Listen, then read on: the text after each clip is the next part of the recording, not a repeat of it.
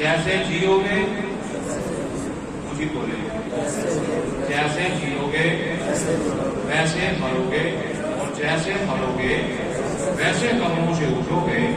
نیکی کرتے جیئیں گے، نیکی کرتے مریں گے، نیکی کرتے مریں گے، نیکی کرتے قبروں سے اٹھیں گے۔ برائی کرتے جیئیں گے، برائی میں مر جائیں گے، اور برائی میں مریں گے، برائی کرتے قبروں سے اٹھیں گے۔ اور میرے آقا علیہ السلام اس بات سے گویا بھی کرتے تھے اور رلایا بھی کرتے تھے، پر فتنہ قبر سے بچ جاؤ، اگر قبر اندھیری ہو گئی تو تمہارا حشر بھی اندھیرا ہی ہے، تمہارا حشر بھی کیا ہوگا؟ اندھیرا ہو جائے گا۔ چھوٹی چھوٹی نیکیاں کرنے کی کوشش کریں۔ یہ جمعہ الوداع جس کو ہم کہتے ہیں، رمضان المبارک کا آخری جمعہ ہے، یہ ایک وعدے کا دن ہوتا ہے، یہ عہد و پیمان کا ایک دن ہوتا ہے، اپنے کیے کے پچھتاوے کا ایک وعدہ ہوتا ہے کہ سارا ہر جمعہ افضل ہے، لیکن رمضان کا آخری جمعہ سب سے افضل ہے۔ نبی پاک علیہ السلام نے آخری عشرے میں اعتکاف بھی اسی لیے عطا کیا ہے، سنت دیا ہے، کیونکہ رمضان کے آخری جو رمضان قریب آنے ختم ہونے تھے، حضور نے فرمایا اپنی عبادت میں اضافہ کرو، اپنی عبادت میں کیا کرو۔ اور ہمارا طریقہ کیا ہے کہ جو رمضان جو ہے وہ ختم ہو رہا ہے، ہماری تراویح جو ہے،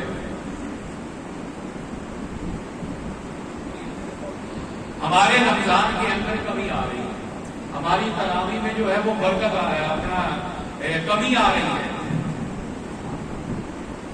اس صورتحال کے اندر مسجدوں سے لے کر گھروں تک تمام معاملات کے اندر دیکھ لیں، میں یہی ہم عرض کر رہے ہیں، جب ہم رب کے نظام کو الٹ کریں گے تو رب ہماری تقدیر الٹ دے گا۔ اللہ کہتا ہے کہ جب یہ ختم ہوتا ہے تمہاری رونق بڑھ جائے، تم اور میرے گھروں کو آباد کرو، اور ہم بازاروں کو آباد کر رہے ہیں، ہم دنیاوی صورتوں میں اوروں چیزوں کو آباد کر رہے ہیں۔ مجبوریاں ہوتی ہیں زندگی کے اندر، کمی بیشی ہوتی ہے، کبھی رہ بھی جاتی ہے، وہ ایک الگ مسئلہ ہے۔ ارادہ نہ ہو، نیت نہ ہو، یہ تو 27 میں آنے کی دیر ہے، پھر وہی 4 نمازی رہ جائیں گے جو روز کے نمازی ہوتے ہیں۔ رمضان اللہ چاند چڑھے پہ ختم کرتا ہے، ہم نے 27 میں ختم کر دیا۔ جس کا قرآن ختم ہو گیا اس کی تراویح ختم ہو گئی۔ یہ نظام تو ہم نے بنایا، جب ہم اللہ کے نظام کو بدلتے ہیں تو اللہ ہمارے حالات کو پھر الٹا کر دیتا ہے، پھر ہم روتے ہیں، پھر ہم چلاتے ہیں۔ بس یہی نصیحت ہے میرے کملی والے آقا نے، بس یہی نصیحت فرمائی ہے، اللہ کے نظام کو چھیڑنے کی کوشش نہ کرو۔ اس سے کون لڑ سکتا ہے؟ اس سے کوئی جنگ کر سکتا ہے؟ اس کے سامنے تو کوئی آنکھ نہیں اٹھا سکتا، جنگ تو بڑی دور کی بات ہے۔ وہ یہی پھر بھی بار بار موقع دے کے ہمیں سمجھاتا ہے، یاد کر میں تمہیں موقع دے رہا ہوں، میرے ساتھ پنگا لینے کی ضرورت نہیں ہے، میں اس زمین کا بھی مالک ہوں۔ 1000 فٹ تک کنکریٹ کر کے کئی 100 فٹ اونچے برج بنا کر تم کہتے ہو اسے ہلا کر نہیں سکتا، میں تو زمین کے ان پہاڑوں کو ہلا دیتا ہوں کہ جتنے وہ اوپر اونچے ہوتے ہیں اس سے زیادہ وہ زمین کے اندر دبے ہوئے ہوتے ہیں۔ آپ نے کبھی سنا پہاڑ کتنا اونچا ہے؟ 2 ہمالیاں لے لیں، کتنی 1000 فٹ اس کی بلندی ہے، اور یہ نظام قدرت ہے۔ سورہ یاسین کو پڑھیں، شاید آپ نے آج تک سائنس میں بھی نہ پڑھا ہو۔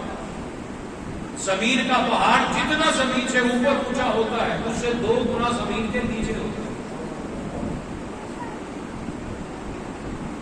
نہیں سمجھ آئی بات؟ اس کو خدا نے میخ بنایا ہے، یہ زمین گول ہے، پانی پہ کھڑی ہے، کسی کوئی پلر نہیں ہے اس کے نیچے۔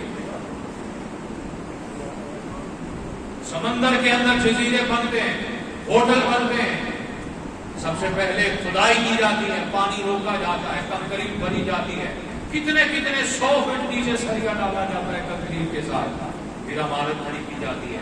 اس پانی کے اوپر وہ خدا تعالیٰ نے اس گول زمین کو رکھا ہوا ہے، کوئی نیچے پلر نہیں، پانی کے اوپر چیز ہلتی رہتی ہے۔ خدا نے پہاڑ بنا کر اس زمین کو پانی کے اوپر لیول پہ رکھا ہے کہ میرے حکم کے بغیر ہلنا نہیں۔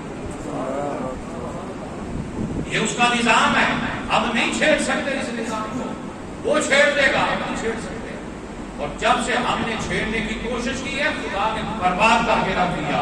قرآن کے سورہ آراف سے لے کر سورہ ہود، سورہ یونس کو پڑھ کے دیکھیں کہ پہلی قوموں کے ساتھ کیا ہوا تھا، انہوں نے اللہ کے نظام کو بدلنے کی کوشش کی۔ ہم مسلمان ہیں،